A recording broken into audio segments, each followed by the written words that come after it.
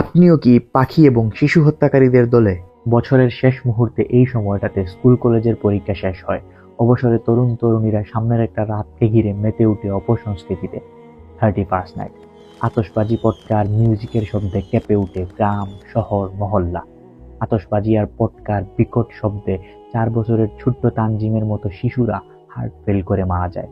শত শত পাখির মৃত্যু এবং অগ্নিকাণ্ড এখন প্রতি বছরের নিয়মিত ঘটনা। আর কত, আর কত উন্মাদ হবেন আপনি?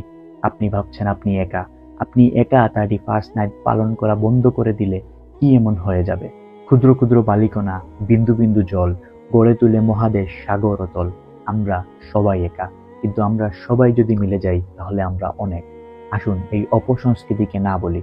31st নাইট শুধুমাত্র একটা নিছক উৎসব না, এটা বিধর্মীদের উৎসব। আর আপনি যদি তাদের অনুসরণ করেন, আপনি তাদের অন্তর্ভুক্ত।